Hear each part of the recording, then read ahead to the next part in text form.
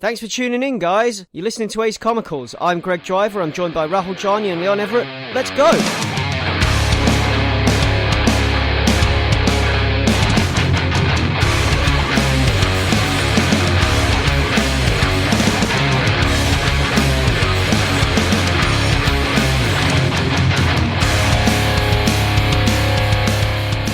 Hi guys, it's episode 40. Welcome to the show. So, as usual, we've got a list of stuff that we have been reading over the past 2 weeks to bring to you. And hopefully get you reading, because there's some really good stuff here. And today I am joined by Leon. Hey. And Rahul. Evening, guys. So, guys, over the past 2 weeks, what have we been up to? It looks like quite a bit. Like, just glancing over the show notes, breaking the fourth wall a bit there. Don't give away all the secrets, Greg. What are you doing? Come on, Wade. If only I looked that good in black and red, huh? So I guess my big thing from the past 2 weeks has been the fact that in between rereading some old Batman comics, like some of the old, like Batman and the Outsiders stuff, I got back on that train, and I bought myself a couple of like pretty hardbacks.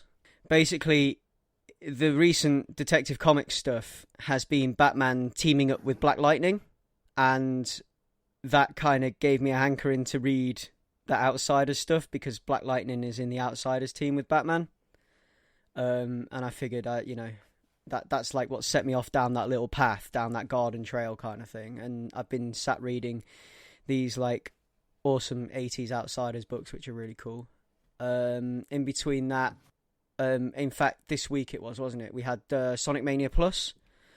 So anybody who plays video games, who listens to this podcast, which I'm sure is pretty much most of you, last year we got the first new Sonic game we've had since Sonic Adventure 2. And I am right when I say that. it is the first new Sonic game we've had since Sonic Adventure 2. And that was revisionist history. It never happened. Yeah. What never happened? It was all a horrible psychedelic dream. Sonic did kiss that woman. You've got to accept it. there are thousands of videos on YouTube of that. My head thumping black and red hedgehogs with guns. But yeah, no. So Sonic Mania, which is like a return to the good Sonic, the retro Sonic from the Sega Mega Drive days, the stuff that I grew up on. My first platformers were Sonic games, because we had Mega Drive, not a SNES.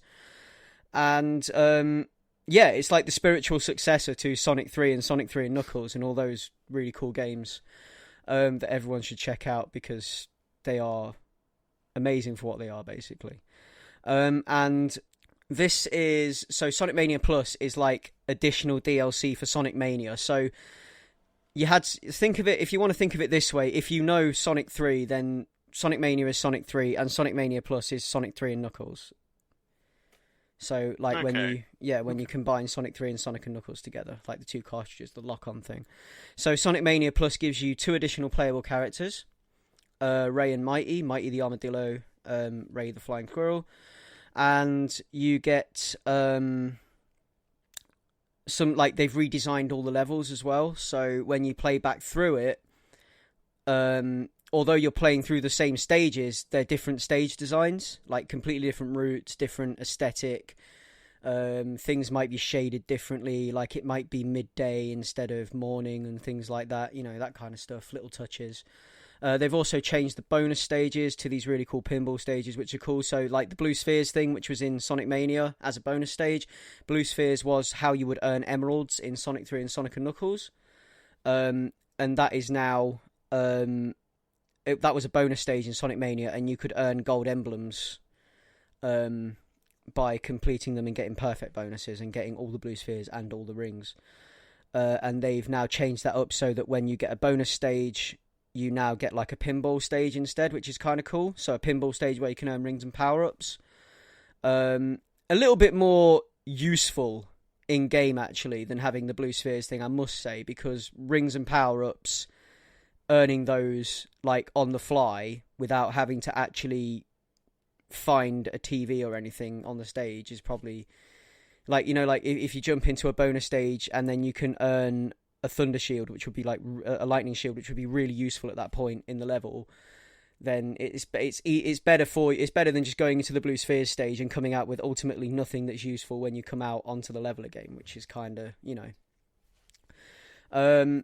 And also, yeah, the special stages from Sonic Mania have been juiced up a bit, and they've made them a bit harder. Like, they've cranked the difficulty to 11, because they were already like really hard, and now they're just like really, really, really hard, like sandpaper hard against your face. So, but yeah, it's really cool. I've been enjoying Sonic Mania Plus, and I've been enjoying using the new characters and like figuring out all the new modes and stuff. And so you definitely say that was a worthwhile upgrade then? Yeah, definitely. I mean, if you've got the original game already, you can buy the DLC for £4. That was on PlayStation Network. If you buy the DLC, it's only £4. There's also a physical release for it, because the original game didn't get a physical release. It got a special edition, which kind of counts as a physical release, except there was no physical media containing the game in there. You just got a card with a code on the back. Whereas now they've actually given you like a physical release with physical media, so I think they've put it on a disc. I think it's $29.99. I'm not sure though, but that obviously includes original Sonic Mania and the Plus DLC all on one disc. And yeah, that's been my 2 weeks. So what about you guys? Well, for video games, I picked up Octopath Traveller. I told myself I wouldn't buy it, and then the day it came out, I immediately went and bought it. I've not regretted the decision. Like, I find it really hard to get into JRPGs generally. The last one I really got into was Persona 5, and that was a bit of a slog to go through. As much as I loved it, it was hard to be sat in front of my TV and, you know, like stuck in my living room playing that.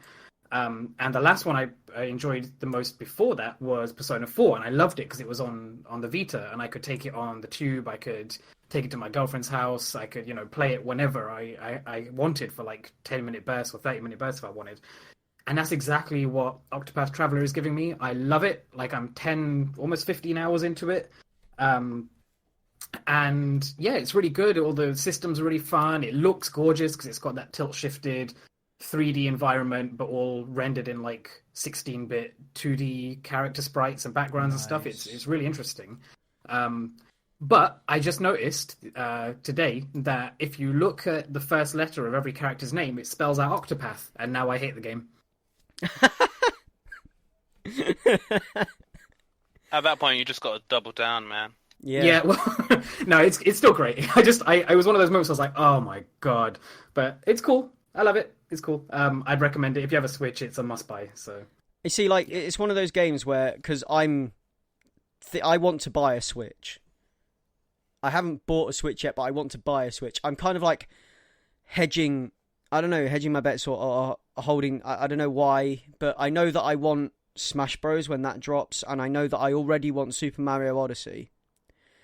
Both yeah, good picks. I guess. I'm guessing Smash will be good, but yeah. Mario Odyssey is amazing. See, I'd be buying the Zelda game if I hadn't. Yeah, I'd be buying Breath of the Wild. I couldn't remember the name of it there, which is shocking. If I hadn't already blown that by buying it on the Wii U, and now I just feel buying it again for the Switch would be like a moot thing. My brother has said that when he gets his Switch, when Smash Bros. Comes out, he's going to rebuy and replay Breath of the Wild, because he played it all on the Wii U, just like you. Yeah. But he said he's already put down, I know I'm going to buy it and replay the whole game again. Yeah, you see, my problem is I don't know if I will replay it if I buy it. That's the thing. It's like... Well, I have a version of that story because I played 50 hours and then my Switch died and I lost my game save. And I was pissed off and I refused to touch it for months and months and months. And then the other day, I think like a couple of weeks ago, I was hankering for something to play and I picked up Breath of the Wild again. And I'm back up to like the place that I was, I think, roughly when my Switch died. So... I have this thing where I'm enjoying it even more this second time round because I've learned all the systems, and if anything I'm being a bit more adventurous and I'm being a bit more daring, and Yeah, it's really good. I wouldn't recommend against giving it a try for a second time. So Yeah. What happens if your Switch dies again? don't. Why would you go there? Why would you bring that up? I had this fear today because it wouldn't turn on for a second, and I thought, oh god, I'm 15 hours into Octopath. No. Don't even go there. Don't even jinx it. Fear the Switch death. Oh yeah, the other thing I'm doing is still playing Ni no Kuni 2 because that's my JRPG of the moment. Again, if that was on a handheld, I'd be all over it, but it's not, so I'm not. Yeah, handhelds are probably the way forward sometimes with stuff like that. I like things you can pick up and put down. Yeah. And I like things that have like this episodic thing where you can like finish a chapter and then put it down again. Or even just like mid-battle, and you're not doing an action thing. It's not like you have to... What was I looking for? It's not like you have to be engaged in it all the time. Like if you're on the tube, if you're on the bus, or on the commute, or just sitting in the park, or whatever, you can be mildly distracted every so often. Like if you're looking up to see if you're at the right stop or whatever, turn it off for 5 minutes, pick it back up again when you've done the switch or whatever. It works really well for that. Well, the nice thing about Ni no Kuni is it's in chapters, so you could play a chapter to the end quite easily. If you didn't like bother doing loads and loads of side quests like I do. Because like because you could carry on like in between main quests, you can carry on like doing stuff for people to get them to join your kingdom and stuff like that. And like you can unless you're in the middle of a battle, you can pretty much save the game anywhere, which is quite nice. And come back to that exact point. Yeah. So like on the world map, you can save the game, as long as you're on the world map, or like you can save the game pretty much anywhere. And the PS4 is good for that generally, because you can just turn off the console and resume it where you left off, which is the one thing that the one major only thing that I don't like about PC gaming is that you can't do that. You can't pause the game and just resume it where you left it. Yeah, you're right. Yeah. But then again, everything's cheaper on PC. It is. And nicer, and plays better, and is 144 hertz, and yeah. So, what else have you guys been up to then? We went to the cinema yesterday. The cinema. And we went to see the sequel to The Incredibles, this little hand-drawn animation from 14 years ago. But it was not bad. They added a bit of color, animation's a bit cooler, and that's it really. Yeah, I really enjoyed it, and it wasn't a douchey screening. Like we didn't have any major. Actually, the biggest complaint didn't come from the audience; it came from the cinema itself, which was f***ing freezing. It was really cold. Like there was a girl sat next to us who had a blanket on. It was wild. And then you step out of the cinema and it was boiling hot at like 10 in the evening. Is that when you looked over and noticed that the usher in the corner was wearing a glass dome over his head? And was Why does everything have to come back to Batman with you? Just let the Incredibles stand on their own, And they do stand. It's a pleasant sequel. Obviously, it's not going to hit the heights of the original if you're a fan of the first movie. But it is pretty cool how it picks up where it left off and pretty much just gets rolling. So it's a very cinema as fuck type movie where big screen and big sound definitely will like bring the best out of the viewing, and it's interestingly adult film, considering not in terms of like the text, like there's not swearing or anything or any particular violence, but it's more so adult in terms of its theming and the stuff that it looks to cover. You see, but I'd recommend it. I remember when Incredibles 1 was doing the rounds when the first Incredibles film was out, and like I'm having trouble seeing where all this excitement has come from, because I don't remember the Incredibles being that much of a thing. I feel this. No, this is what I was telling you, Leon. Like when it came out, I kind of missed the boat when it was out in the Same. cinema. Same. And in hindsight, I realized how good it is. But the years following its release, if for some reason in my head I got the impression that it was considered one of the less good Pixar offerings. This is where I got it from, that it ended up on the weaker end of the scale for some reason. Do you think that was just a Leicester thing? Like, people from Leicester didn't like The Incredibles for whatever reason, and we just didn't go see it? I don't know. I just remember it not being a huge thing, or not seeing or hearing loads about it, and not knowing anyone that got that excited about it. Or I don't know, maybe it was just the circle, that like the people that I hung out with back then, I don't know, or what. But No, Get me rid of neither. those people. Bin them. yeah, It just it's 10 years ago. it just But, wasn't, you know, I don't know. From what I remember, there at the time, or like not long after it, because if I remember correctly, and this is probably going to show up my knowledge, but I think there was a Shrek sequel out that year or something, and that movie made so much money, so I think it became a thing where you were either super into a particular type of animated movie, and that one was a bit more adult and had a different type of flow to it. So it still made money at the cinema, but it wasn't like a monster hit like Shrek, which if was not out that year, was out in an adjacent year. But in terms of the actual quality, if I remember correctly, all round the reviews are really good, and it was only like weird people who I'd speak to and said, "Oh, I love A Bug's Life is my favorite Pixar." I was like, "Who are you?" You see, like I think it's just me and Pixar movies, to be honest. Like, I've never really, like, I don't know what it is. I know that there are good Pixar films. I've enjoyed some Pixar films. You know, I go to cinema, I watch them. I like them. I cried when I watched Toy Story 3. But, like, I don't know, I just never gelled with Pixar movies ever, really. It's never been one of those things where I've been like, you know, like people get, you know, let's all sit down and watch Shrek and you know, and things like that. And you get these people who have families, and everyone like wants to sit round as a family and watch these Pixar films. And I've never been one of those people that could ever get on with anything like that, or ever. I don't know why. I'm just not. You know, like, Pixar films are just not something that is, you know. Are in the front you of my mind. into 3D animation at all, generally?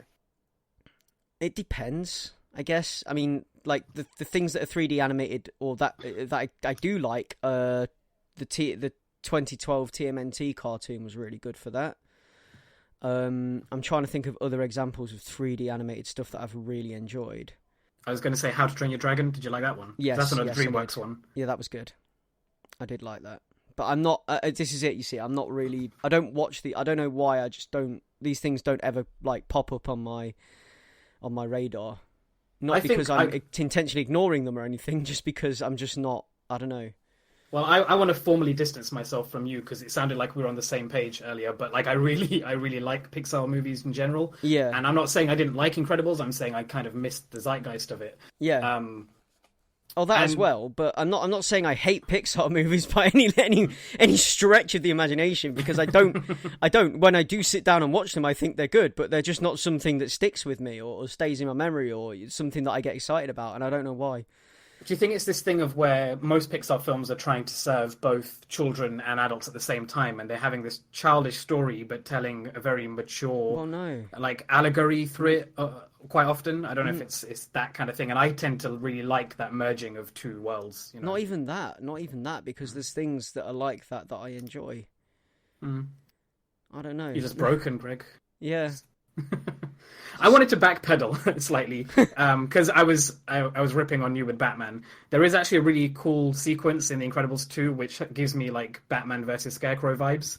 I think you really dig that. I think you should give it a chance anyway. Maybe check it out in the cinema, because like Leon was saying, seeing it as a spectacle film, seeing it on a big screen with really good audio, it's one of the rare films where I've kind of lost myself in the movie, and I had a moment where I kind of woke up and realized that I was watching a film. Like, you know, when you get so into it that you're not even paying attention to where you are. Maybe I shouldn't, because you guys have just made me sound like a monochrome man in a Technicolour world. So. The thing is, the set pieces are really good, but like everybody and their mother said about the original movie back in 2004, it's the best Fantastic Four movie. Jump 14 years in the future to now, it's still the best Fantastic Four movie, and this is a great Fantastic Four sequel. Yeah. Okay, I'll have to go check it out. I'll have to rewatch the first one as well because it's been a few years since I've seen it. While we're on the topic of 3D animated movies, have we talked about Into the Spider-Verse? Did we ever mention just how amazing that trailer looks? No, we didn't. Can we gush about it for a minute? Yes. Because it looks so good. Like we're a bit late to the game here because the trailer was released a month, maybe 2 ago. Yeah. But oh my god, the style of that movie, the style of that trailer, and the music, and like some of the shots where he's like falling upwards into the city, and it's so cool. Now that I'm excited about. There we go. There you go. You found something I'm excited about that's 3D.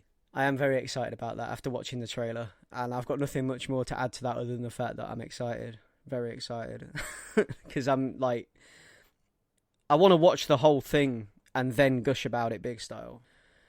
And I think there's like one last thing as far as movies go on this list. I think this is something you wanted to draw attention to, isn't it, Leon?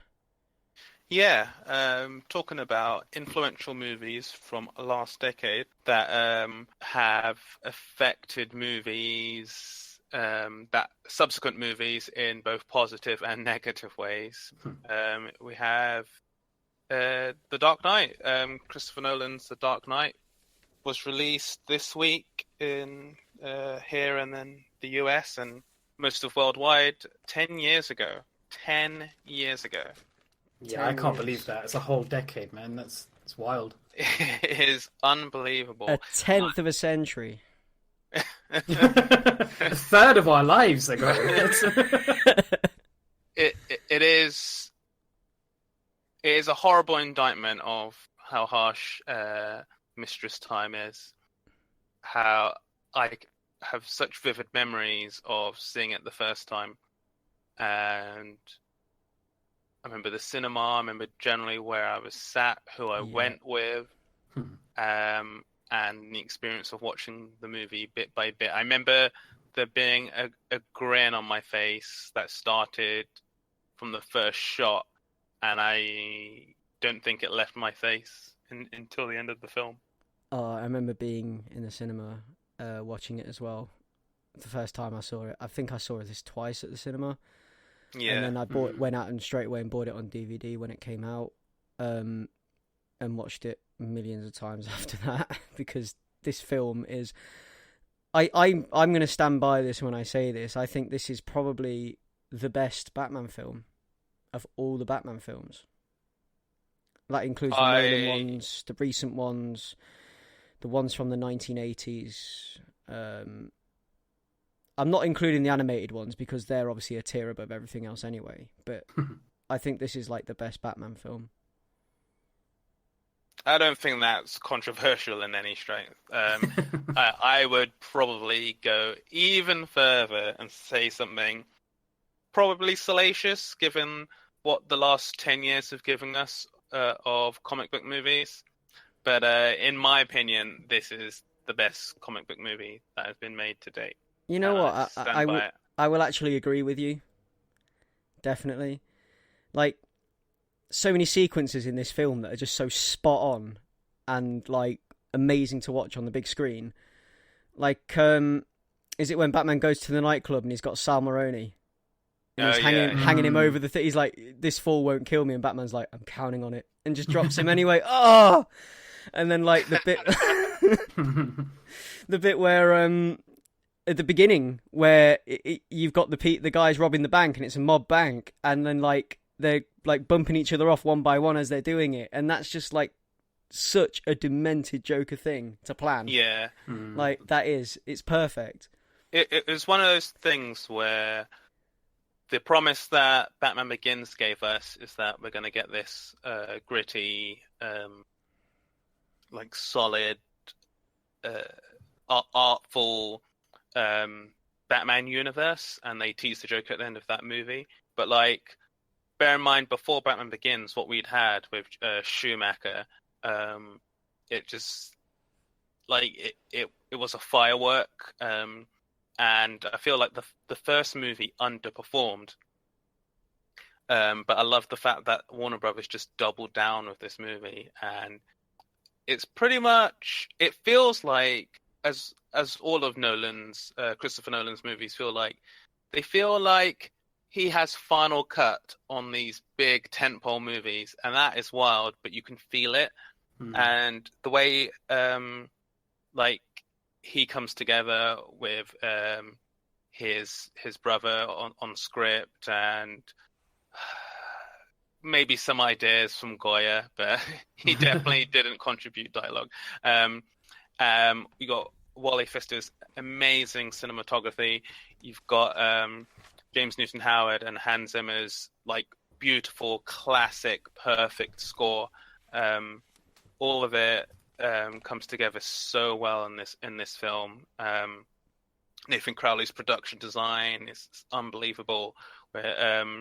And it does the thing that was thought to be impossible, where we're given a really good villain who pretty much steals the film, but like all of it works so well, and none of it is like, because it's pulling from various different storylines, like The Long Halloween and The Killing Joke and stuff like that, and it's pulling from loads of different stories, but it's none of it is purely accurate. The character of Rachel doesn't exist in the comics and all that.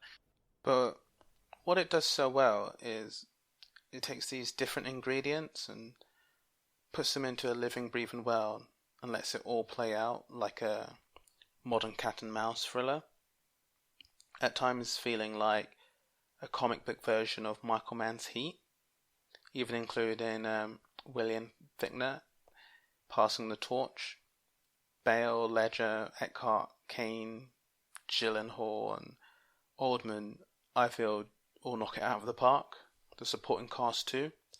Tiny Lister subverting the audience expectations in that masterfully tense scene on the boat is beautiful. I love this movie like so much, as you can probably tell, and I could gush about it for hours. It feels like a great culmination of all the things that have come before it. But morbidly, it's intriguing how it's affected things that have come after it. On a production level, feels like Warner Brothers seem to learn all the wrong lessons, as evidenced by the DCU films. They basically got Nolan and Emma Thomason as producers, and Zack Snyder and David Goyer tried to Batmanify Superman, which feels just wrong, doesn't work. And they continue down that road where Snyder and the other DC film brain trust at the time just completely go gritty, grimdark, and in a lot of ways miss the point of what makes these heroes so great.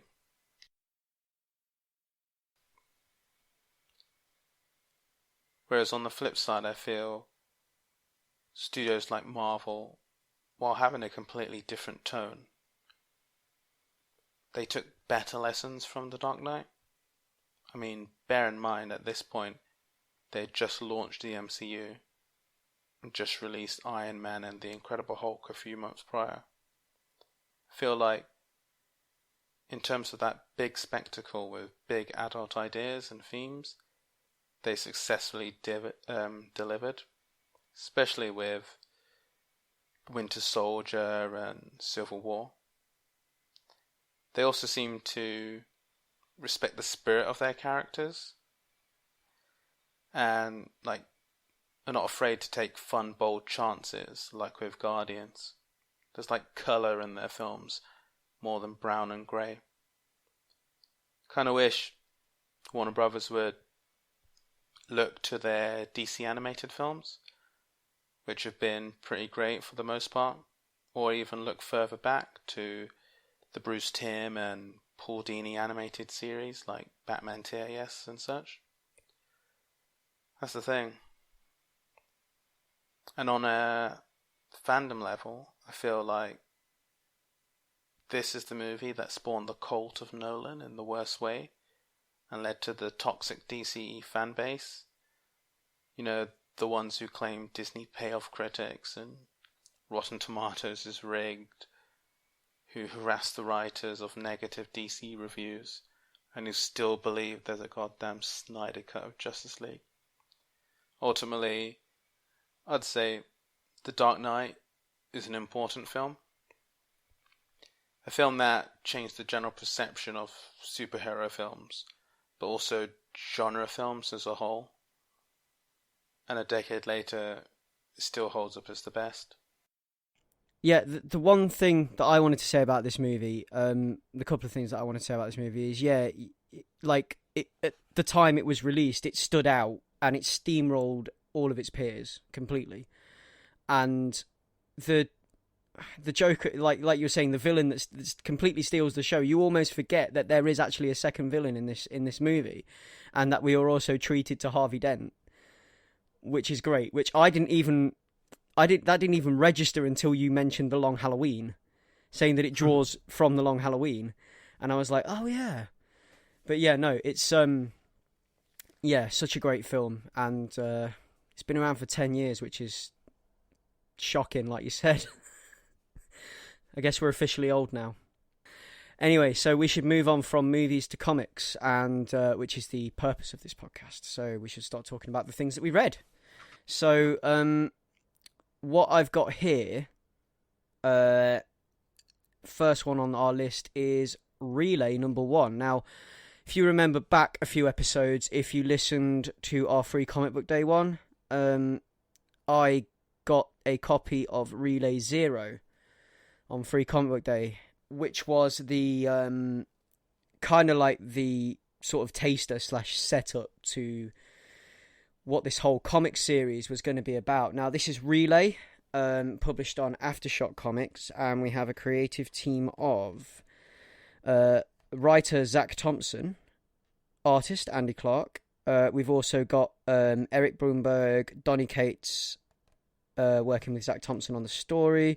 We've got Jose Villarrubia with Dan Brown as colorists. We've got Charles Pritchett as a letterer. Andy Clark and Dan Brown did cover A for the book. Christian Ward did cover B. Jared K. Fletcher, logo designer. Charles Pritchett, production. Mike Martz was the editor. And we've got other variant covers by Cale Ngu, Lucio Porillo, and Hayden Sherriman. So, yeah, it's got quite a big team behind it, and it shows. It's a really nicely put together book. Really, really well finished. The artwork in it is just incredible. Like, the amount of detail and everything else. I just couldn't get over that. What we've got is this kind of psychedelic sci-fi, well, this kind of retro-styled sci-fi story with a psychedelic edge, I guess is the best way I can put it, because it draws influence from a lot of maybe late 70s into the 80s sci-fi films. I don't know if you agree with me on that, Ray. I'd say so. It has, yeah. It definitely has like a Blade Runner-y vibe. Yeah, I mean, we were discussing that like just prior to the show, before recording, that it does have a Blade Runner vibe, but I think it's got more in common with things like 2001: Space Odyssey than Blade Runner. I don't know how you feel about that. Oh, definitely, like, thematically, but I mean, because I haven't read this properly. You say we've all read this. I've kind of skimmed it, so I've not really been paying too much attention to the words, but I've been, like, poring over the images. And I can definitely agree with you with, like, there are some things here that are reminiscent of, say, 2001 with the scope of things and, like, with an obelisk and all of that. Yeah.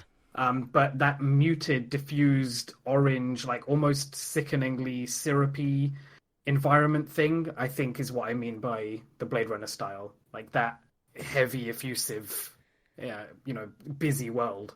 Yeah. I mean, at the core of this story, we've got this relay system, which we have this one man, this messiah-like figure, I guess, who hops from planet to planet and offers exchange of information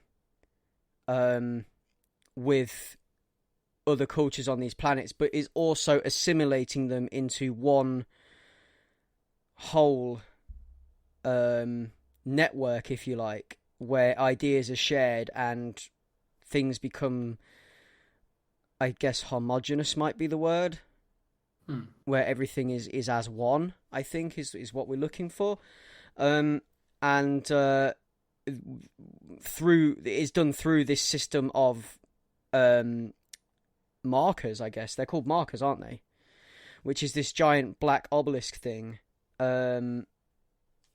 which is like I think it's part of the relay system. And yeah, it's just this book is it's grand in that sense, because it deals with this. In issue 1, we're on Earth, and Earth has received this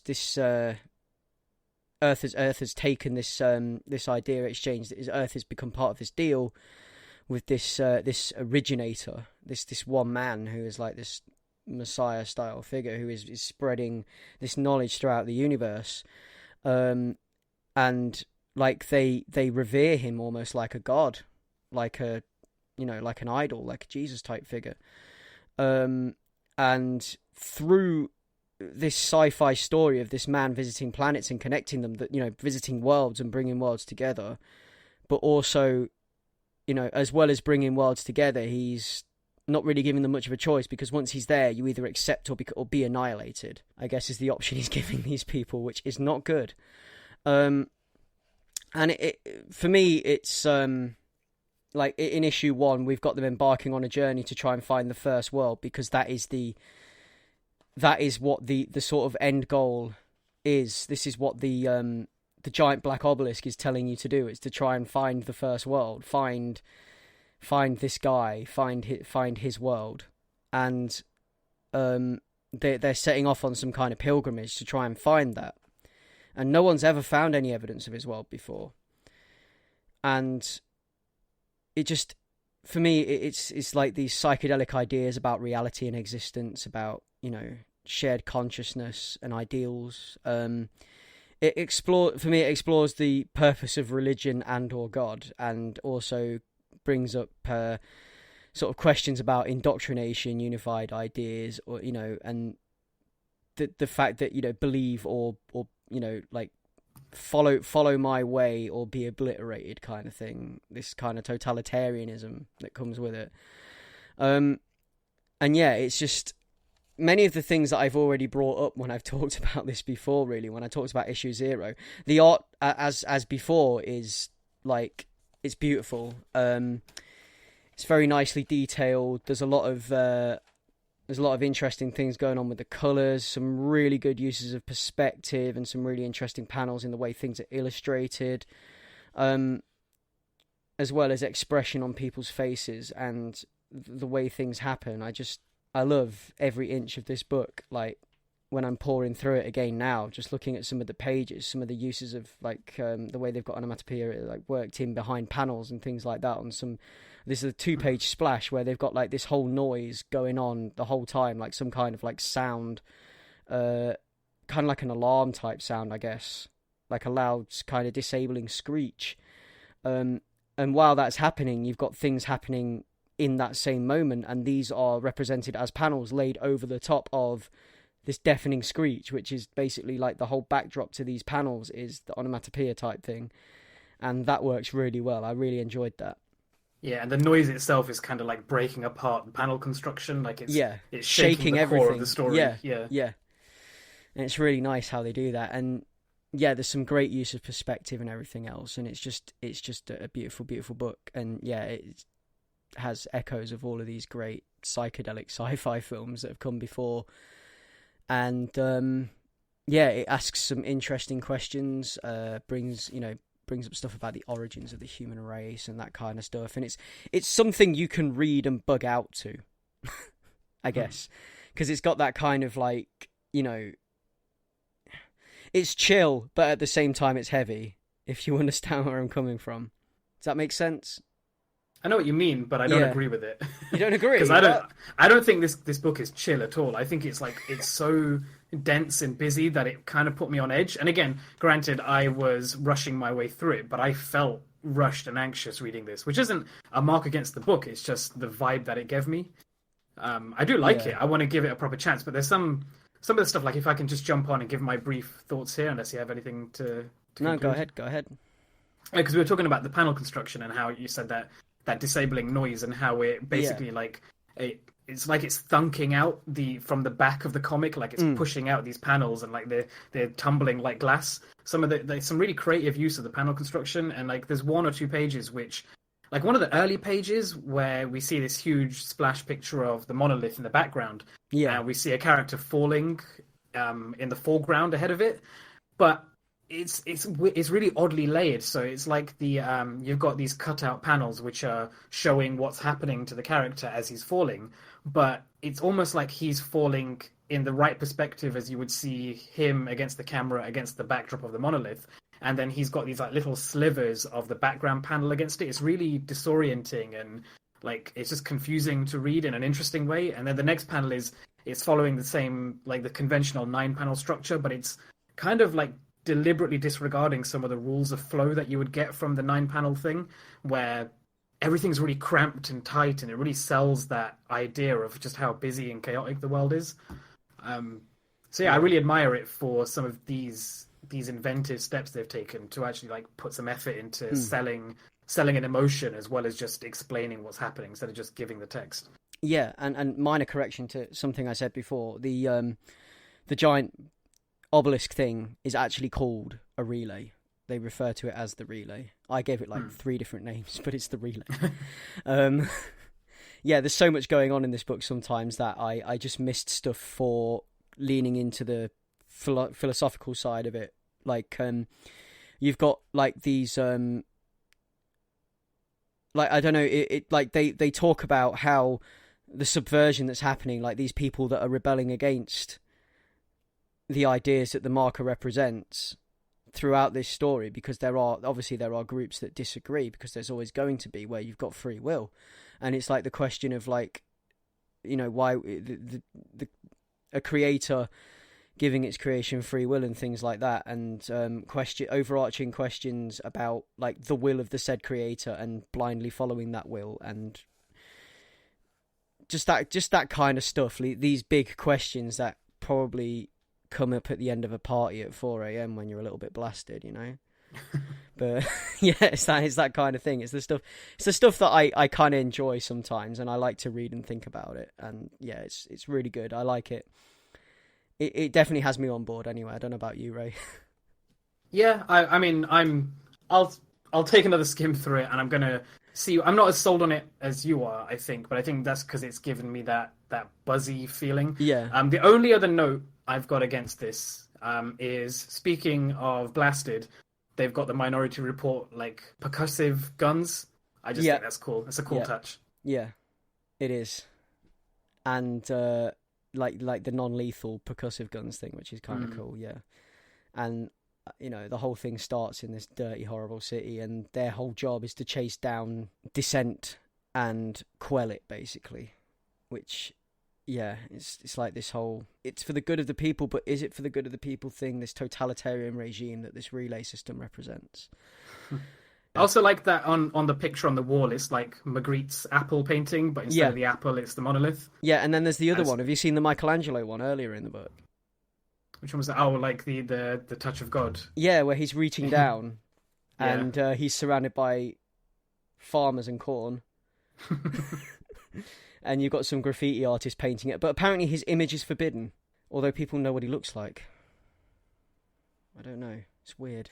It's an interesting story, and I want to see where it goes, and I want to know what's happening, and I want to know where all this came from and who this guy is, because I get the feeling that he's not such a nice person, especially from if you've read Zero. But then also he's not doing this of his own will. Like, if you've read Zero, this isn't his show. He's just like a tool and of something bigger. There's something bigger than him telling him what to do, you know?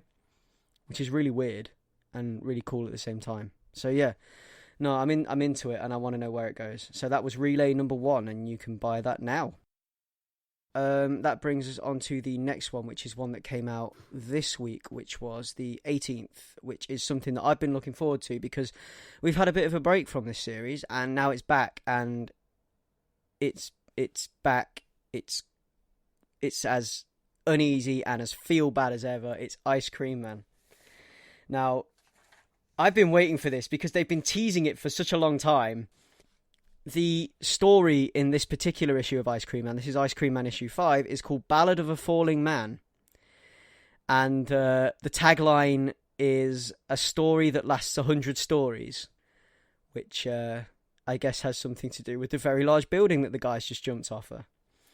So, yeah, it's back and it's on form and it's as unsettling as ever, and I love it. If I ever saw a nightmare committed to comic book form, then this is it. Like, this is it. It's got the disjointed ordinary and the fact that, you know, things are happening, something isn't quite right, and horrible things are happening, but people are, everyone else is treating this as normal, and you're just trapped in this nightmare, you know? You've got this girl, Veronica, this woman, in this building.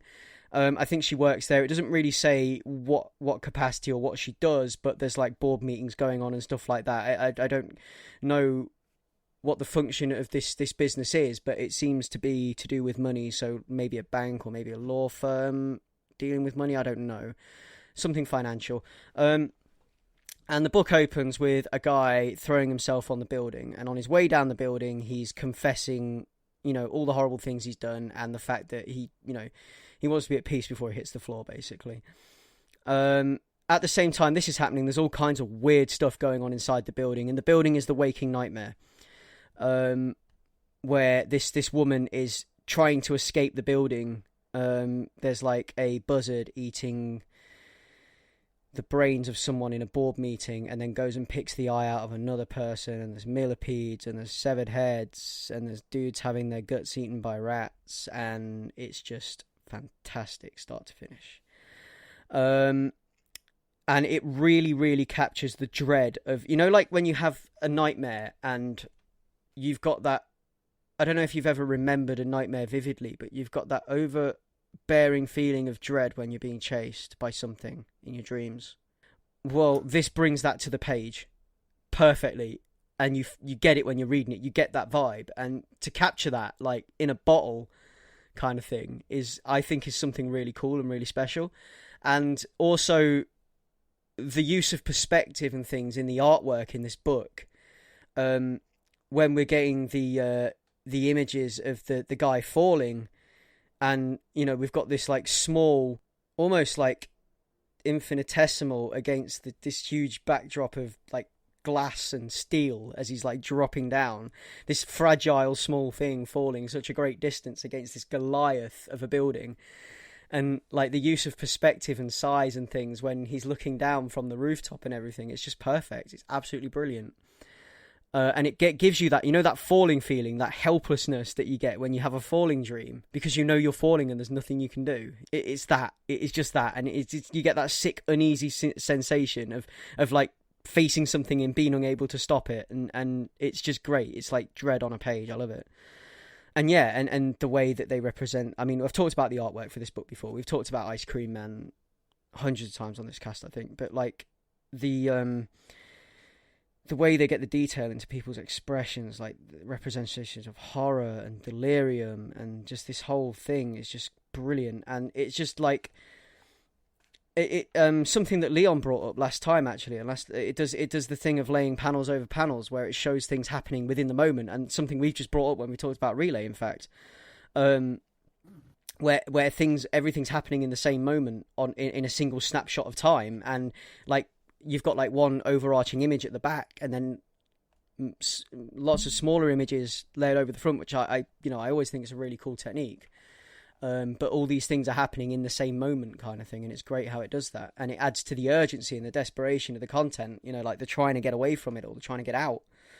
And it's, I get one of the things I wrote down when I was thinking of this is hallucinatory anxiety.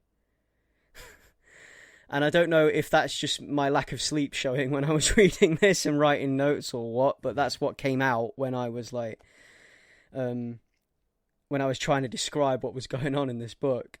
And yeah, the story that lasts 100 stories indeed. No, it's great. I loved it. Start to finish. I didn't, you know, I can never find a fault with Ice Cream Man. I can't.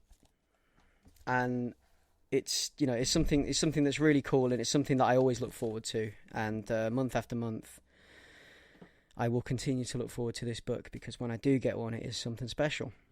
And I'll just run through the creative credits for that. So we've got writer W. Maxwell Prince, art by Martin Morazzo, colours by Chris O'Halloran, lettering by Good Old Neon. Cover A is Morazzo and O'Halloran, and cover B is Fraser Irving, and we have design by Ashley Walker. So yeah, that is Ice Cream Man issue 5, currently on the stands and available since the 18th. Yeah, and you guys need to get out and read it, because it's fantastic. Oh, I've got it. I picked it up the other day. I just haven't got round to reading, I think, issues 3 onwards, so it's something I need to get to. Yeah, but I mean, if you've ever remembered a nightmare vividly, and you've ever felt those sensations, then this book will bring it back to you. And to be able to capture that and put it on a page, I think is something really special. And like, it is an absolute triumph for that creative team to have been able to produce something like this. It's brilliant. It's a great return to form from a break, definitely. Yeah. Rave review for that one. I'm going to try and catch up. I'm a few issues behind, I think, but if it's doing some quite interesting things now, it seems like a good time to jump back in. The feel bad series of the year, they call it. But yeah, no, it's great. So that's me, I guess. That's the end of my comics. The end of the ones that I'm going to introduce and talk about. So up to now, we are back to you, Ray, I guess. Well, Greg, so if you're feeling like you need something similar to Ice Cream Man, but you've run out of Ice Cream Man to read, you should check out this new comic called She Could Fly. The reason I bring this up immediately after Ice Cream Man is because it has the same artist, Martin Morazzo. Very similar art style, and you were talking about hallucinatory anxiety. That's this comic in a nutshell. Wow.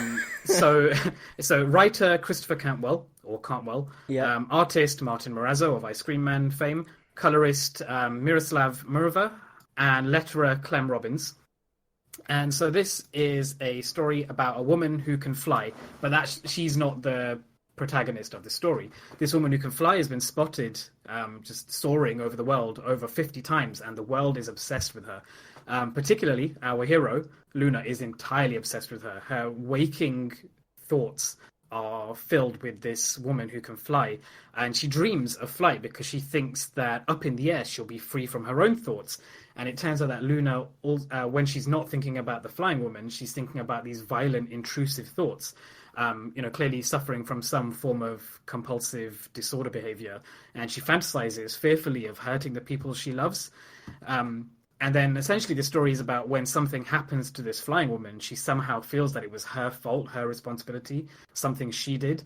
And it's basically seeing how she reacts to the world around her as she's coping with her particular anxieties, her particular violent thoughts. I can't say I really understand where it's going, but if you like these stories of nightmares, falling, and anxiety, it's super evocative of all of those things. And if you like Martin Morazzo's art style, it's more of the same, but again, in a good way for that. I don't really have much else to add on that, but it's a really, really interesting premise. And I'm hooked because I want to know what this is leading up to. I want to know what the mystery behind this flying woman is. I want to know how Luna is going to, take steps to cope, because she takes some pretty big decisions towards the end of this book. And I want to see what comes of it. So that's She Could Fly by Berger Books. I think it's good to have these kinds of stories, because we're saying that these we're positive about these kinds of stories and things, but feelings like anxiety and stuff like that, it's horrible. This is one way to put it, because it just is. It's just not good. But it's good to be able to know that other people, to kind of sometimes know that other people know what that feels like, and are able to communicate it in this way that you can feel it from their art and things like that. And it's like, yes, that's it. People do understand. I guess. And this book that you're talking about here kind of has echoes of something you've discussed on this cast before. The book about obsessive compulsive disorder that you brought up one time. Yeah, I see. I was going to ask Yeah. you if you remember which one that was, because I can't. I can picture something about violent intrusive thoughts in a previous episode, but I can't remember what book it was. Now Brown. Yes, that's it. Very different style and very different Yeah. reaction. Like, I think now Brown is more contemplative. It's more about how she internalizes all of her thoughts and how that affects her relationships. This is more slightly more action packed and seeing how other people are reacting to her and just also the state of the world that's been affected by this, this supernatural event. Yeah. It's really interesting. And it has that unsettling just look that Martin Morazzo provides. And I think it's on par, like it's delivering the same thing that Ice Cream Man is. I really like it. I'm in for the whole thing. There's like just strange, sudden, and like shocking twists of violence and surrealism, which are sold really well. I'm digging it. But again, like it sounds like a conversation about obsessive compulsive disorder, which is always, Yeah, there's a connection there. Like if it's something you even mildly can relate to, there's something here to latch onto. It provides it in a visceral way that you can feel like, oh, somebody else knows what this feeling is. That's what I was trying to get across with Ice Cream Man, because you can relate to that. If you've ever felt that, you can relate to that, and that's one of the things I like about books like this that kind of bring that in and try to show people what it's like for stuff like that. Yeah, I think generally that's the kind of horror I like, the kind that is like an extrapolation of a feeling you may already have inside you in some capacity. Yeah, and also it's a way to sort of like say, other people do know what it feels like. So so I think I'll have to check that one out. If it's anything like Ice Cream Man number 5, I will have to check that out. I think it's a good compliment. Yeah. You got another one there in the barrel? Do I? Let me have a look. One moment. Oh yeah, so picked up Life of Captain Marvel. Leon, have you read this one as well? Yeah, I've read this. Okay, because I'm not sure where I want to take this. Originally, I picked it up just because it's Captain Marvel, because I'm hoping that at some point it might relate to Ms. Marvel. It's telling a story of where Captain Marvel, as in Carol Danvers, came from. It's her returning to her hometown and dealing with the fallout of a couple of things. Like, it starts off with her having what looks like a panic attack on Father's Day, looking back and having these tortured memories of her childhood. And so she goes back home to try and, figure out what's happening with her, what's making her react like this. And then, like I said, the fallout of some things that occur because of her returning home. And it looks to be a deconstruction of her origin story and also what she means to the Avengers and also to the people back at home. And I think the reason I really picked it up was because I love the cover, and I picked up the variant cover by Joe Quesada, which is gorgeous. It's like this blue dusk, and Captain Marvel's back is to the page. It's just this lovely flowing image. So let me go through the credits. So it's written by Margaret Stoll, and then the art credits are divided by present day and flashback. So in the present day, we have pencils by Carlos Pacheco, inks by Rafael Fonteriz, colors by Marcio Menes, and then the flashback artist is Marguerite Sauvage, and then letters for both is Clayton Cowles. And then we've got the main cover by Julian Totino Tedesco, variant covers by Joe Quesada, Richard Isanov, Sana Takeda, Fiona Staples, and Art Jam. And do you have anything that you want to say on this, Leon? Yeah. So I think I'd seen this on either a pull list, one of you guys' pull lists, or seen the book mentioned as coming soon. And because I remember seeing at the end of this issue, they show you like the issue for the next issue, the cover for the next issue, which is Captain Marvel standing in a bedroom looking at a mirror, and then it's younger Carol doing the same pose, looking back at her in the mirror. And that was quite a cool image that I thought, okay, let me check this out. And yeah, I really like the standard cover, which I believe is by Julian Totino Tedesco. Yeah. And it just has such a cool sort of watercolor painted style look, and I love how it gives a lot of like Superman vibes in a way, because it's this big sort of like, not farmhouse, but it's like this big house, a big garden with like porch and everything.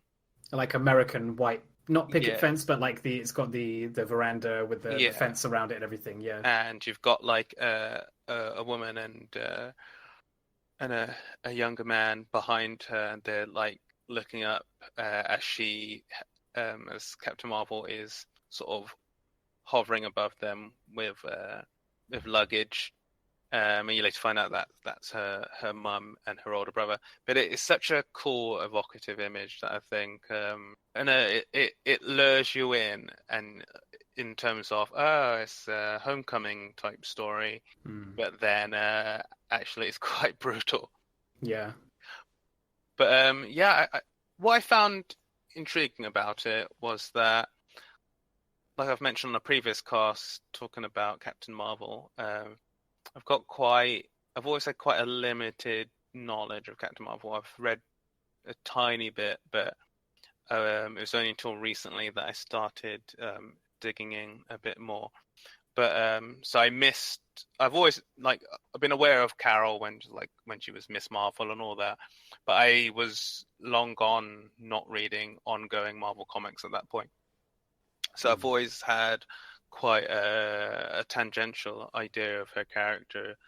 And what's interesting about this book is that it does seem to stack a lot of these interesting themes and ideas in there, and some, while well mined in other media, it manages to at least make them appear a bit fresher, and the way it handles like daddy issues, which is so overused, but in this I think it's digging into something deeper, and like the way it manages to pick up on sibling dynamics, and like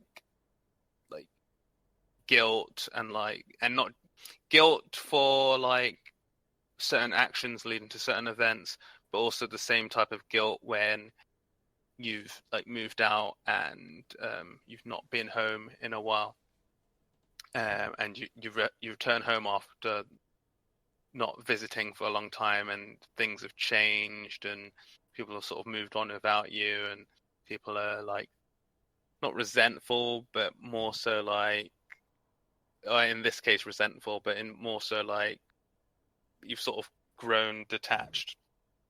And I think it handles that stuff really well. I love the art of the flashbacks done by Marguerite Savage, as you were saying.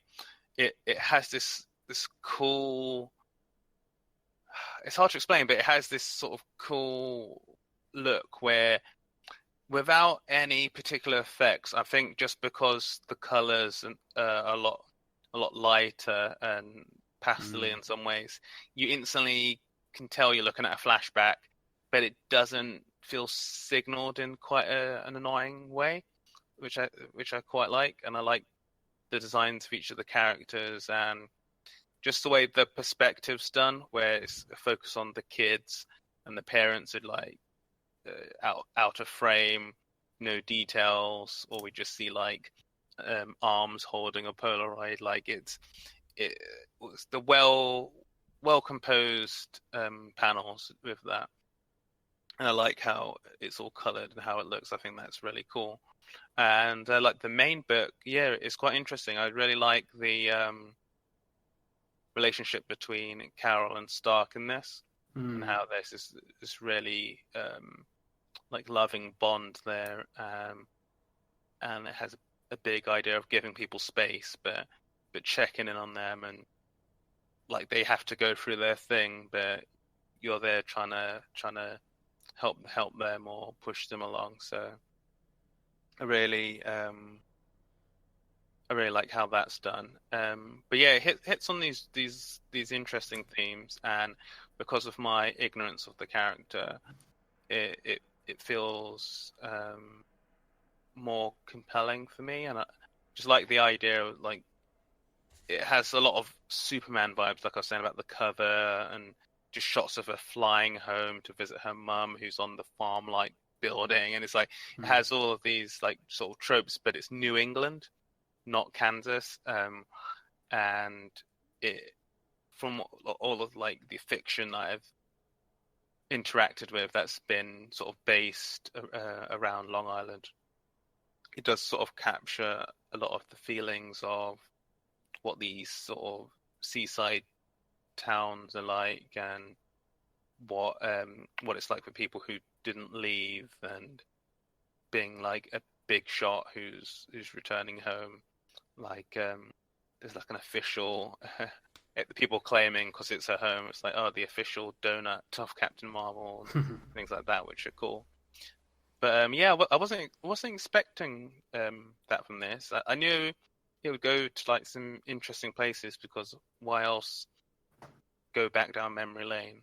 But yeah, it gets dark pretty fast, and I am definitely going to check out the second issue, because I want to see more of what's going on, and they do sort of have a hook which is a bit more comic booky, but I'm hoping that makes things more interesting and not more conventional, which is how it could feel. Yeah, I have to agree with a lot of that. You've basically taken the things that are in my head and laid them out for me. Like, there's so much that I admire about this book. I think one of the big things that stands out to me is the relationship between her and Tony Stark. Because, like you said, it's that whole thing of giving people space when they need the space. But he's also, like, she's come home and she's the big shot, but not just a big shot. She's a big shot with a calling. You know, she has a higher purpose, and you know, to be one of the strongest Avengers. And the world needs her in a way, but she also needs to take time to collect herself and, you know, take self-care. And so when Tony comes in to check on her, he's also got this slightly nagging insistence that she needs to come back and assist him with, you know, protecting Earth, and she's not ready for it. And I really like that dynamic, because there's a little bit of tension there, but it's also, well, they're, you know, the respected colleagues as well as friends. I think that comes across really well. The art style of the flashbacks, I really like that. Like, there's something about that style that just I feel like it's made for me. There's something about that wistful, colorful, cartoony palette, where then it dives into the whole, like, the dot matrix, old school comic printing styles and stuff that I really, really adore.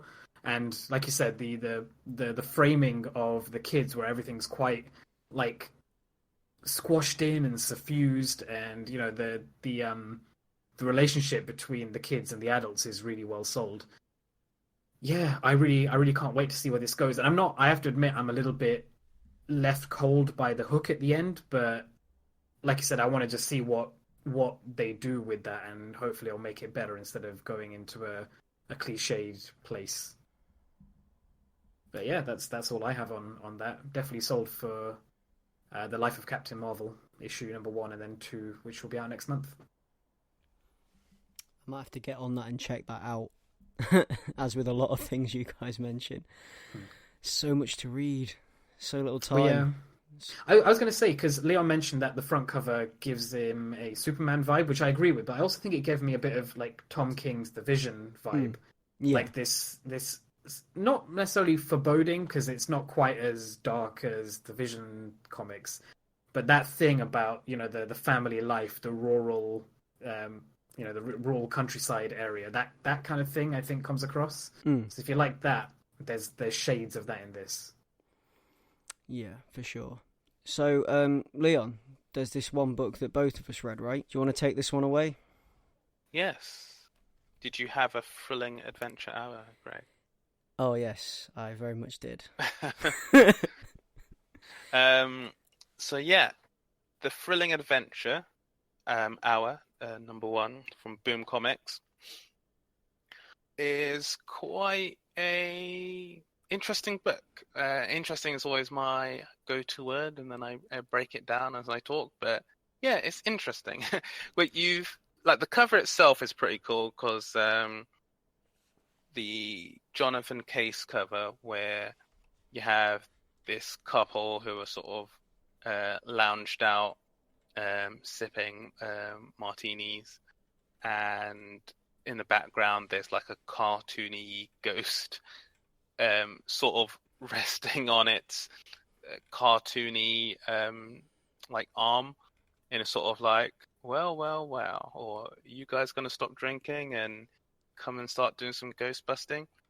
So it has this sort of fun, cool vibe they give it, and like the first page has like the splash of all the credits, and you have like an introduction which goes like, "It's time to send the little ones to dreamland and set the radio dial to spooky. Steel yourself for mysterious suspense in Beyond Belief, the thrilling adventure hour." Or I should say, Acker and Blacker present the thrilling adventure hour. I was going to say, this is one of the first things that stuck out to me, the way it does like the whole radio play thing. Yeah, and it's cool art on that page because they're in silhouette, so they're sort of the sort of greeny or yellow color, and the detail is in black. So you've got the olives in their drinks. You've got Frank, the husband, his tie, and you have Sadie's like necklace in there. And I think it's a really cool touch. But yeah, it's written by Ben Acker and Ben Blacker, illustrated by MJ Erickson. Colors are done by Brittany Peer, and the lettering is done by Mike Fiorentino. And yeah, this is. I didn't know what to expect going into this book because I came across this accidentally while I was reading. I think it was a Vox article, and it came up, and I saw the cover, and I thought, okay, that's interesting. I want to read something. I want to read something different. That's not, because one book I was reading was superhero, and I was planning to read The Relay, but I didn't have enough time. But I wanted to read something that was different, and Boom are usually good for that. They seem to invest and propel like a lot of cool and offbeat ideas. So anyway, the basic story of this is that there's a guy who he basically lives in a haunted apartment that he rents, and he requests the help of his two married and eccentric ghost hunters, Frank and Sadie Doyle. And meanwhile, there's a reporter / gumshoe, really, who is chasing a lead on a missing girl. And the lead he's chasing happens to be the guy with the haunted house. So you have these two paths sort of crossing, but we don't know how they meet up yet. Rewind to the Eldritch prologue in Zurich as well. Yeah. Wherever that fits, I don't know yet, but yeah. Yeah, well, that's the thing I should mention before any of this starts. Yeah, in Zurich, there's a prologue, and the writing's all different as well. Like the lettering, so like most of it is sort of normal, all capitalized lettering, but for the prologue, it's like a special font, and I think that's to highlight that they're speaking one of the languages in Switzerland, possibly German. I'm just guessing off the look of one of the dudes, but and they're at a castle and they're packing stuff into a van, and without going into any super detail, they start to talk about like rumors they've heard, and then also feelings that they've got, and it's such a cool setup because the way they both are on the same page immediately, but by describing the feeling they have in different ways is amazing. like I'll just say one. Do you feel whispers in your brain? Like utter fear is crawling, like 100 angry spiders across your thoughts, and it's just like it's horrible, and it does give me shades to all the you have these Twilight Zone type setups, or like even recently season 2 of Riverdale, Yes. The Crate. The Crate with Juggy and Archie. Yeah, it's a cool intro to the book, and it immediately opens up the world in quite a cool way. But yeah, the Doyles are pretty funny. They're like the typical like eccentric, what you'd think of like upper class people. They're a little posh. They're definitely alcoholics.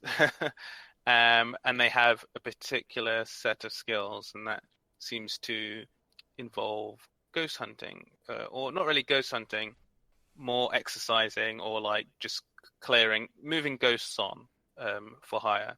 But they have such a code, and the way they speak is so belabored that they have certain rules. And yeah, the intro to them is great because they're insufferably husband and wife, and then you realize they're not alone while they're speaking to each other in these ways, and it's just they're such oddballs, but they're still quite endearing. And like one of my favorite lines is when there's a bit like I've mentioned earlier, where a guy asks for their help, and after like umming and ahhing if they're gonna help him out, they decide they'll help him out, and Sadie has a great line where she says, "We buy first thing in the morning, noon." And I was like, yes, that is a mood. That is a mood. I'll see you first thing in the morning, noon. Yeah. But yeah, it's cool. Without going into any detail, they obviously go to the house, and once they're in the house, some really freaky shit starts happening. And there's like there's a cool visual nod to The Exorcist, which I loved, which includes silhouette and like lamppost. But yeah, it's weird because it has an odd tone, because these guys have been there, done that. They're like the ghosts of their breakfast, and they're accompanied by some friends they've got over. One is a pragmatic but scaredy cat guy, and his wife or girlfriend, who is she's seduced by ghost hunting, and so you have that dynamic going on, while these two are sort of like, watch out for this and make sure we do this before X happens. It's all routine. And so, these ghosts are kind of rude. Like it's all that sort of pitter patter, but as these like sort of really scary things are going on, and for them it's just like business. But then things get more weird, and it ends in an interesting place. So this is another one, annoyingly, that's going to have to be added to the pile. So I hate starting new comics. Yeah. No, I agree with you. I'm going to carry on and see where this goes, because I really enjoyed it. I enjoyed that this couple are like proper stuck in the 1920s or something. Yeah. It's like they stepped out of a black and white movie about ghost hunters. That's what it feels like.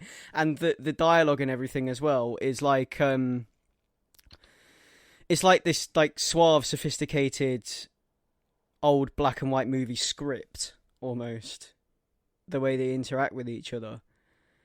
Like, they talk like people used to talk in the movies, kind of thing. No, definitely. Yeah. And the thing that's funny, it kind of reminds me of the film Midnight in Paris, where Owen Wilson's character, while he's in Paris with his family, he goes off for night walks by himself, and it's magical realist in the sense that he travels back in time to the 20s, when a lot of American artists and novelists and European people all were in Parish during that time. So he ends up having conversations with Fitzgerald and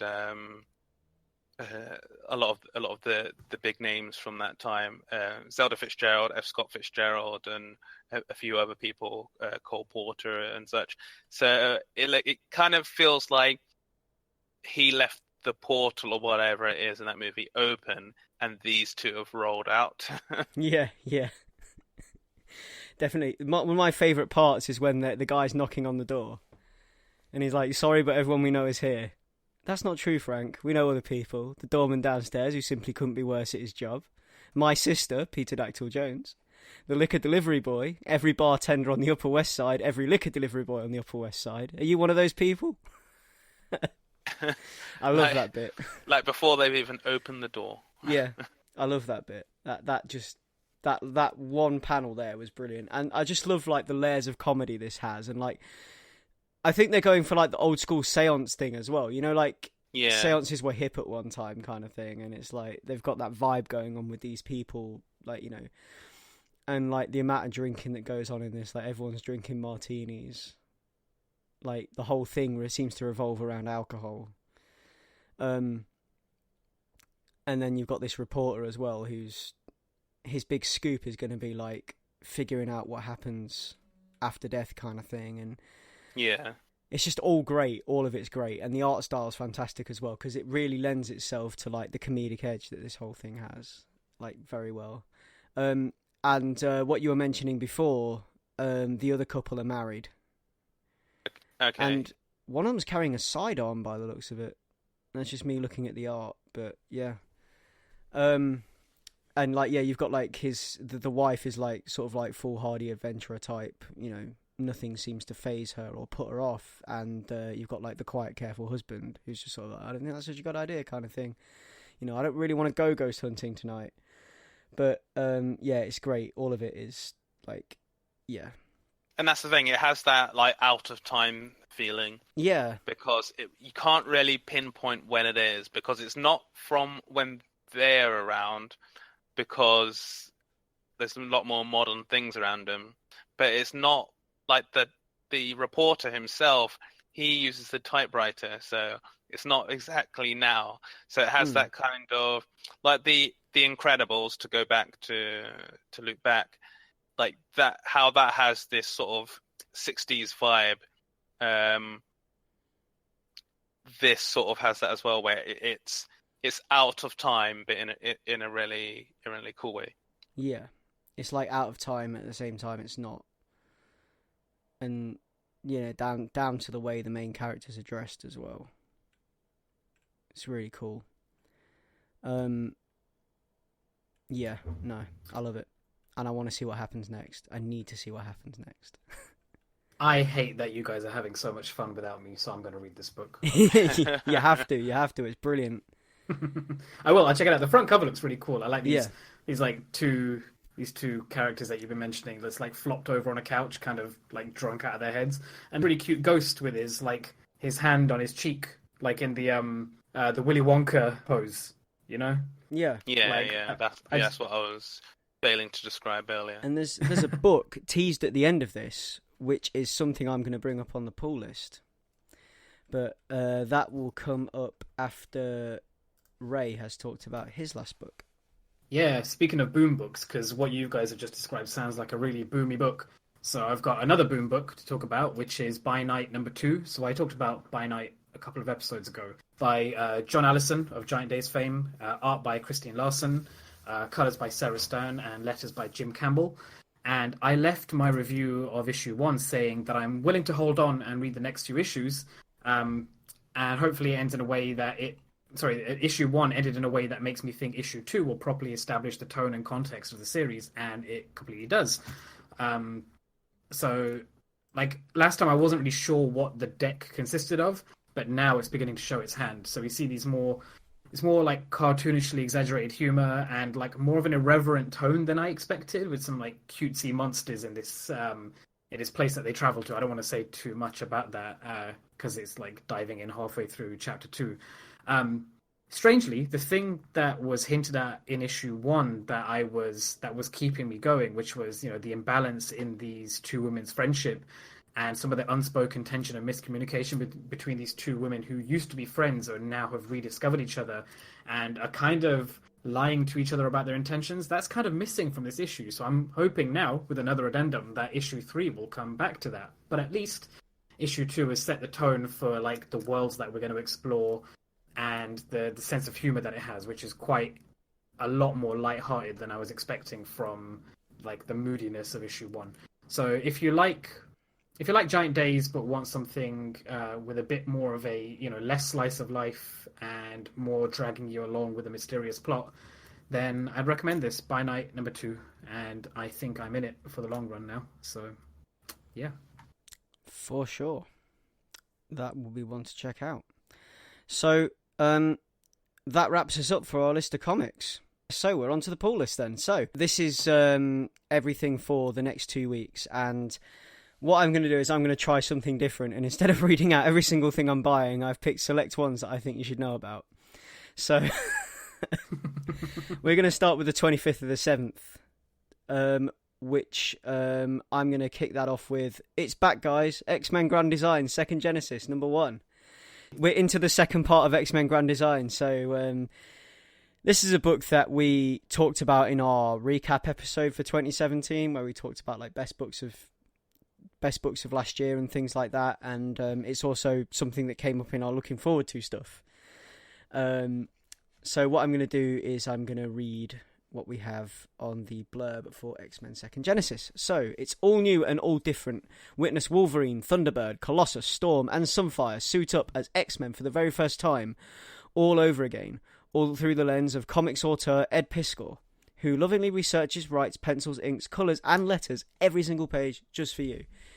The second act of X-Men Grand Design begins now. So yeah, this is it's a one-man band, and this is Ed Piskor's continuing effort to chronicle the entire X-Men timeline and condense it down into, I think his aim was 6 books. So I think there's going to be, I think we're going to get six books over 3 arcs. So by the end of it, there's going to be 3 trades. And it's a really cool project, actually. I've got the first 2, and I really love his work and the way that he manages to summarize things so well. It's brilliant. And it's not dissimilar to what he did with his books about hip-hop. I don't know if you've ever seen those. Yeah, they're really cool. Yeah. Really awesome. It's not a dissimilar type of project to that, where he manages to kind of like condense down like the history of hip-hop across a couple of books, which is really nice as well. And that's a really cool, awesome thing to check out. Yeah, there's a series of books that I'll be talking about on the pod in the future. Can you remind me of the title, please, Leon? Because I for the death of me, I can't remember. Don't ask me the title at the last second. Is it Hip Hop Family Tree? Yes, Hip Hop Family Tree. That's the one. So yeah, it's going to be it's a similar type of deal to that, and it's really cool. So if you like Ed Piskor and you've read his Hip Hop Family Tree books, then this is the one for you, and I highly recommend going back and getting the first 2 issues. So on from there, we've got a new book on Boom Studios called Bone Parish, and this is Cullen Bunn, who you may know from my rambling about Harrow County. So I'm going to read the blurb. Cullen Bunn of Empty Man and the Unsound returns to Boom Studios with a chilling necromantic horror story. Yeah, necromantic, that is the word they use. A new drug is sweeping through the streets of New Orleans, one made from the ashes of the dead. Wars are being fought over who will control the supply, while demand only rises. While crime families wage war, users begin to experience terrifying visions of the dead coming back to life through them. So we've got Cullen Bunn writing, colorist is Serif, Rod Reese is the variant cover artist. We've got artist Mustafa Karasu and cover artist Lee Garbett as well. So the cover that we can see on the preview page is a blade, which you would probably use, like, you know, like people when you see like in movies, people cutting coke, they use like a blade, right? You've got like a blade and then like what looks like a pile of ash in the shape of a skull on a white background, and it's a really cool looking cover, so I'm into that. And I am looking forward to the contents of said book. On from there as well, we've got Multiple Man number 2. So if you go back an episode, we talk about Multiple Man and how wacky that book is. So if book 1 was the right kind of confusing for you, then book 2 is out on the 25th of July. And it was the right kind of confusing for us, I think, wasn't it? Like I said before, I was sold full on screaming from the window of the hype train. I don't know about you two. Yeah, they can't leave number 1 as they did and expect us not to pick up number 2. It's ridiculous. I have to buy this. I have to. It should have been a one-shot. Maybe. Maybe I shouldn't have listened to you and not read number 1, and then I could pick it up as a trade at the end and not go crazy thinking about what's happening. But thanks for that, Greg. If it was David Lynch, it would have just been a one-shot, don't you? He would have tried to explain it. And that finishes me off for the 25th. So, Ray, what have you got? Yeah, so in addition to Grand Design and Multiple Man, which I was going to pick out, I've got Saga 54, Lucy Dreaming number 5, and something called Marvel 2-in-1 Thing and Human Torch number 8. And I have no idea what this series is. I've never heard of it. I'm not particularly a big fan of the Fantastic Four, but the cover of this book is so cool. It's like, that old picture, that painting, American Gothic, where it's got the two people, like the old couple standing in front of their house holding a pitchfork. It's Johnny Storm and the Thing in their place, and the Fantastic Four jet has crashed into the old couple's house, and they're looking up at it. And it's really cool. Like, I just love it for that cover. It's written by Chip Zdarsky, artist Paco Medina, and the cover artist is Jay Anacleto. I guess it's that whole, like, knowing how Chip Zdarsky writes, that cover makes sense. I just wanted to point that out. This would have been on my list because it's something that I've been reading. This is the lead up and the lead into the new Fantastic Four series that starts in August. Oh, cool. Okay. So might have to go back and read them as a trade, because I think there's a few more coming out as part of this 2-in-1 series. I feel like there's an 8 and a 10 and a I'll see where that goes, but just check out the cover at the very least. And that's all I've got for this next week. So we're on to the 1st of August. 1st of August, first new comic book day of August. What have we got here? We've got a book called Leviathan, which I picked out, which is from Image Comics, and I'm just going to read the blurb here. So, poor Ryan DeLuca didn't buy enough beer for his party. And while he was out on a beer run, his idiot buddies busted out some mystical arcana and performed a summoning ceremony. A ceremony that summoned a giant monster from hell. Join multiple Eisner-winning writer John Layman of Chew and Eisner-nominated artist Nick Pitara, The Manhattan Projects, along with soon-to-be nominated for Best Colorist Michael Garland, The Manhattan Projects, for an eye-popping, face-melting, reality-defying, non-stop rush of pure adrenaline. Comparison titles. If you like full-screen monster movies like Godzilla and you watch Game of Thrones just for the glorious dragons, you'll love Leviathan. So, I've actually read a preview for this. And I got Cloverfield giant monster movie vibes from it for sure. Dude goes out on beer run, giant monster starts tearing city apart while he's out on beer run. And it just looks like great fun, to be honest. The art's kind of cool as well. It's got like this really cool style that I really enjoy. And I'll probably talk more about that when it comes around on the cast. I mean, they sell this as John Layman being the Eisner Award-winning writer of Chew, but they don't bring him up as being the writer behind the Judge Dredd Funko Pop Universe comic. Nobody wants to talk about that, do they? Who wants that against their name? I'm just saying. Really? That was a thing that happened. Yeah. What are you doing, man? You're dragging his career through the mud. We're supposed to be positive on this podcast. We're not. I have to admit, no, Leviathan was one that I was going to pick out as well. Yeah, and because it's John Layman and I like Chew. So. Yeah. So I had that on my list. Got Scales and Scoundrels number 11, which is Return After a Break of Scales and Scoundrels, which is a book that I love, that I've talked about loads on this cast, and I'm not going to bang on about too much ever. Well, I am going to bang on about it, but I'm not going to bang on about it too much right now, because obviously I want to save space for Teenage Mutant Ninja Turtles, Bebop and Rocksteady Hit the Road, #1, which is going to be another Bebop and Rocksteady story.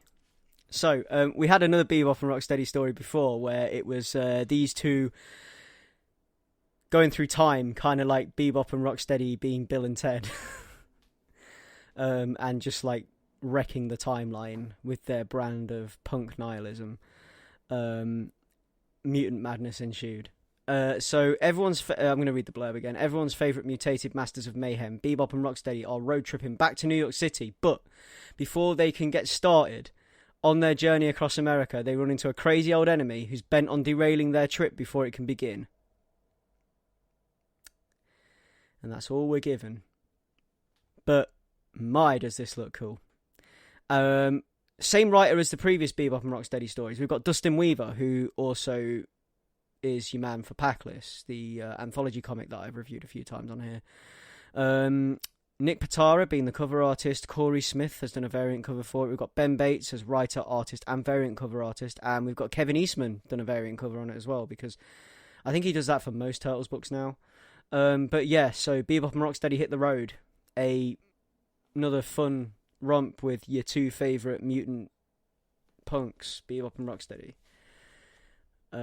My two favourites, I've got action figures that attest to that.